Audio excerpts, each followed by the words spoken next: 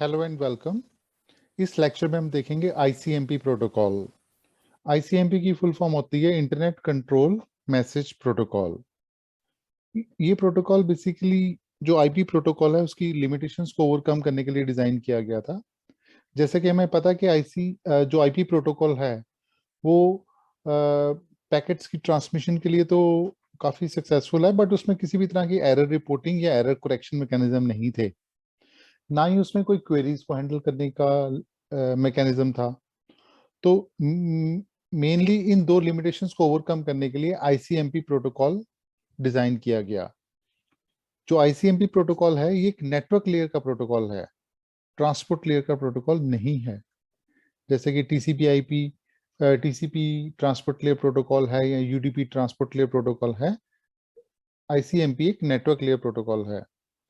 और ICMP message is not directly pass to the data link layer, rather जब message ऊपर वाली layer से नीचे आता है, हर लेयर अपने headers and trailers depending on the layer वो अपने उसके आगे प्रीफिक्स करती है, और रादर उसको हम कह सकते हैं एनकैप्सुलेट करके भेजा जाता है।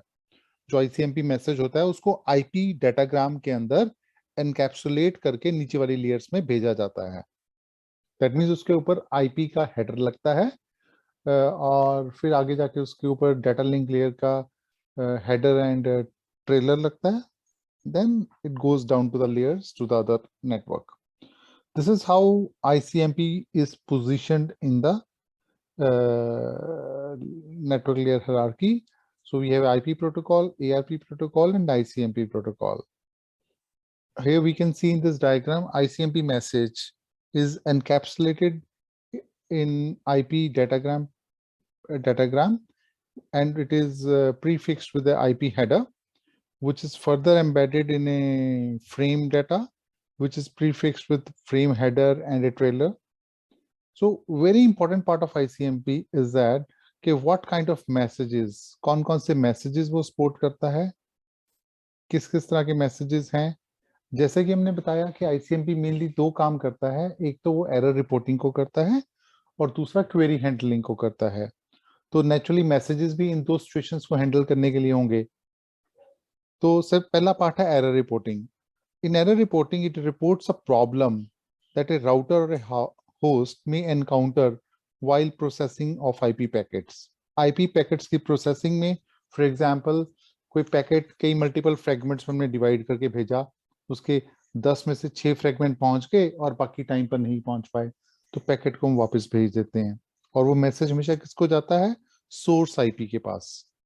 इसी तरह से पैकेट में कोई एरर था या पैकेट प्रॉपर्ली नहीं पहुंच पाया या जितना टाइम उसको लेना चाहिए तो उससे ज्यादा वो टाइम ले रहा है, तो इन सब सिचुएशंस को रिपोर्ट करने के लिए हम आईसीएमपी में मैसेजेस को यूज करते हैं। तो एरर रिपोर्टिंग मैसेजेस वो होते हैं जो कि तब भेजे जाते हैं जब कोई राउटर या कोई होस्ट जो है वो कोई एरर को एनकाउंटर करता है while processing of the IP packets. Similarly query messages हमें हेल्प करते हैं टू फेच इंपॉर्टेंट और स्पेसिफिक, ठीक है, इंफॉर्मेशन, कोई आपने इंपॉर्टेंट इंफॉर्मेशन लेनी है, ठीक है, फ्रॉम ए होस्ट और ए router.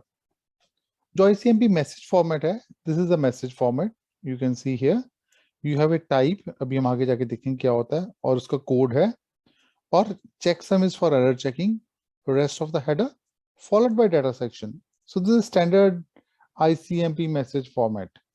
Let us see this in details.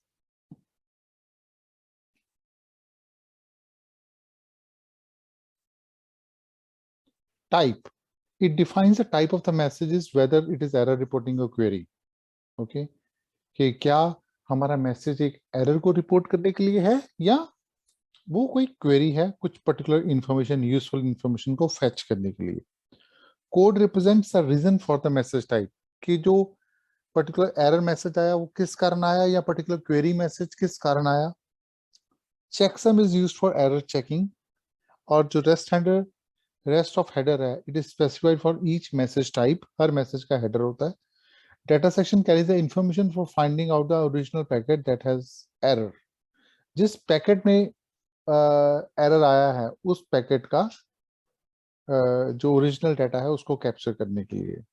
और अगर तो एरर मैसेज है then it finds the original message with errors, और अगर वो क्वेरी मैसेज है then it carries additional information, because message में या तो एरर की इंफॉर्मेशन हो सकती है या क्वेरी हो सकती है।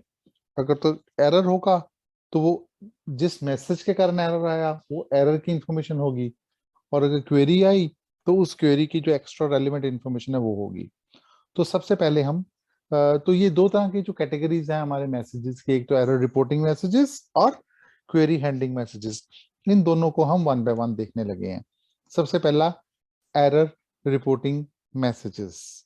ICMP always reports error messages to the original source. Very, very important point, students.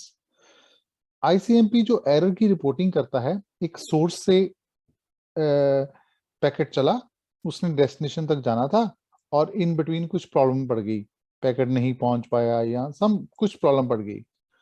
ये जो रिपोर्टिंग होती है हमेशा सोर्स के पास होती है, हमेशा। Okay, so ICMP always reports the error messages to the original source, ठीक है, and does not correct the errors, और errors को correct नहीं करता, सिर्फ रिपोर्टिंग करता है। किस किस तरह के error messages होते हैं अब हम उनकी डिटेल्स देखने लगे हैं। First category is destination unreachable. First category is destination unreachable. Whenever route to destination is not found, datagram is discarded and root or the host sends destination unreachable message to the source. जब जब आपको कोई रास्ता नहीं मिलता, कोई root नहीं मिलता डेस्टिनेशन तक पहुंचने का, तो हम उस पैकेट को डिस्कार्ड कर देते हैं और जो सोर्स आईपी है उसको मैसेज भेज देते हैं destination unreachable. Okay, for example आप डायग्राम में देखिए, अगर ए ने मैसेज भेजना था बी को, okay, and this router does not have a route to B, then destination unreachable message is being sent to node A. Second category, so this was the first category of the error reporting messages. I've shown you by example. Second query message is source quench. This message informs the source that the datagram has been discarded due to congestion. अगर कहीं पे congestion आ गई उसके कारण जो message reject होता है उसको सोर्स क्वेंच मैसेज कहते हैं। रादर कंजेशन जो प्रॉब्लम है it is related to a flow control problem. As you all know, when we have a flow control problem, अगर हमारे पास फ्लो कंट्रोल की प्रॉब्लम आती कब है, मेरे पास एक सेंडर है और एक मेरे पास रिसीवर है। अगर तो मेरा सेंडर बहुत स्लो है और रिसीवर मेरा बहुत फास्ट है तो क्या होगा, काफी सारे receiver will be waiting most of the time. Okay, और अगर मेरा सेंडर बहुत फास्ट है और रिसीवर बहुत स्लो है तो क्या होगा, रिसीवर पे बफरिंग हो जाएगी, कितने सारे मैसेजेस वेट करेंगे क्यू में एंटर करने के लिए। तो this type of problem where sender and receiver में प्रॉब्लम आ जाती है ट्रांसमिशन की, because of the speed differences, because of the capability differences, memory differences, that type of errors are called flow control errors. तो source quench problem basically हमें flow control problems के कारण होती है कि कहीं पर हमारा कंजेशन के कारण पैकेट को ड्रॉप कर दिया गया। So this was the second category of the messaging.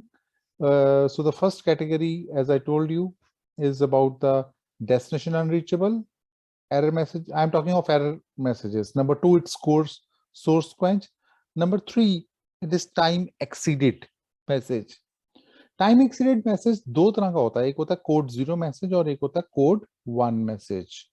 दोनों को हम वन बाय वन देखते हैं।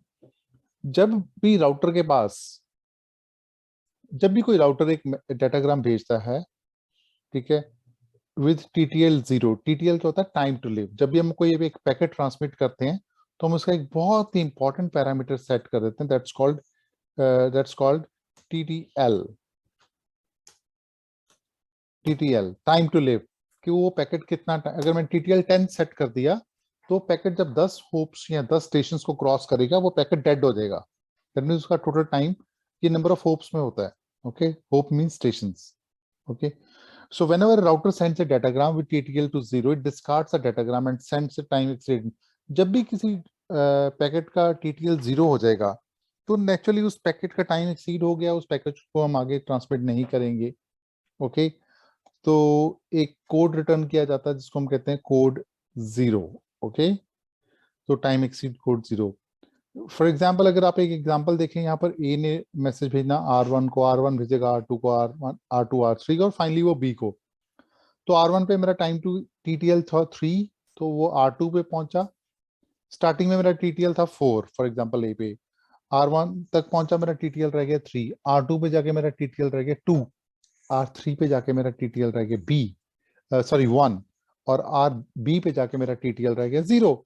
Assume that there is a probability at R2 that packet goes from R. अगर यहाँ पर पैकेट ऐसे जाने के बजाय, अगर यहाँ पर पैकेट ऐसे जाने के बजाय, ऐसे जाने के बजाय, let's assume that packet keeps on looping from this point to this point. तो क्या होगा? स्टार्टिंग में मेरा यहाँ पे पहले TTL 4 था, मैं यहाँ पर आया मेरा TTL 3 हो गया, मैं यहाँ पर आया मेरा TTL 2 हो गया, मैं यहाँ पे गया मेरा TTL 1 हो गया, मैं यहाँ पर आया मेरा TTL 0 हो गया, मेरा टाइम एक्सीड हो गया, मेरा पैकेट यहीं पे ड्रॉप हो गया और सोर्स को मैसेज चला गया कि time has exceeded with code 0. So code 0 is returned when your time exceeded because of the exhaust value of the TTL. Okay, so this is about the code 0 error. So what is the code 1 error? When the final destination does not receive all the fragments in the set time, it discards the received fragments and sends the time exceeded message. For example, मेरे पास एक packet है A, इसने मेरे पास एक sender है A, इसने late से ये 5 पैकेट एक पैकेट भेजना था, उसने उस पैकेट के 5 फ्रेगमेंट्स बना दिए 1 2 3 4 5. तो डेस्टिनेशन क्या करता है, जैसे ही वो एक फर्स्ट पैकेट को फ्रेगमेंट को रिसीव करता है, वो एक अपना टाइमर सेट करता है कि मेरे को नेक्स्ट 2 मिनट्स में या 50 सेकंड्स में बाकी सारे पैकेट्स आने चाहिए. तो लेट से मेरे पास इतने पैकेट्स तो आ गए थे टाइम T1 में, पर मेरे को स्मॉल t टाइम एक्स्ट्रा लग गया, तो T1 प्लस t एक्स्ट्रा लग गया. तो जैसे ही वो पर्टिकुलर टाइम से थ्रेशोल्ड इंक्रीज कर जाता है यहाँ पर, तो वो नोट क्या करती है, आईपी सोर्स को एक मैसेज भेज देती है time exceeded. The time exceeded is send with a code 1. तो दैट मींस अगर कोड 0 जा रहा है तो वो टीटीएल का एरर है, और जो कोड 1 जा रहा है that means fragments are not received within a given time, so time exceeded with the code 1 is returned to the source. And this was the third category of the problem. We'll see. हम देख रहे हैं error detection method. मैंने आपको 3 तरह के error detection message error reporting messages बताए. Number 1 destination unreachable, number 2 source quench, और नंबर 3 टाइम एक्सीडेड, जिसकी 2 कैटेगरीज हैं, कोड 0 एंड कोड 1. अगला एरर मैसेज है problem, parameter problem.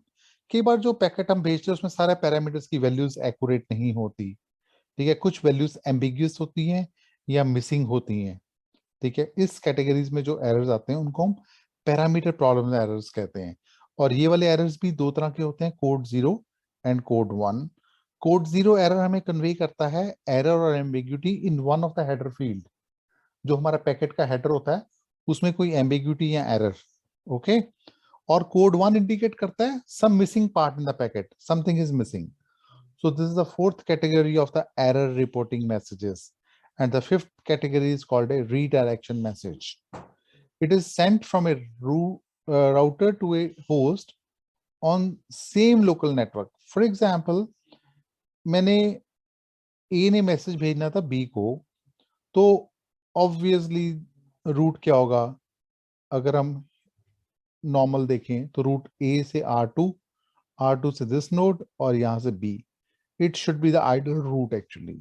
Let's say A sends IP packet to R1. तो R1 क्या करता है कि वो कहता है भैया मेरे पास शॉर्टेस्ट रूट नहीं है, आप अपने पैकेट को रीडायरेक्ट कीजिए. R1 भेज देता है R2 को और R2 आगे भेजता है, R1 इसको रीडायरेक्शन मैसेज भेज देता है कि आप पैकेट R2 के थ्रू भेजिए, ये यहाँ से R2 जाए, R2 से सीधा B जाए. So communication from A to B should be done through R2, but if A sends packet to R1, then R1 redirects a packet to R2 and R2 sends to the B. So वो automatically उसको redirect कर देता है. So these were the 5 categories of the error reporting messages. Let us revise. Number 1 was destination unreachable. Number 2, source quench. Number 3, time exceeded, जो कि दो तरह का होता है, code 0 and code 1. Number 4, parameter problem, ये भी दो तरह का होता है, code 0 and code 1. And the last is redirection messages. These are the 5 types of error reporting messages. So next category we have ICMP query messages.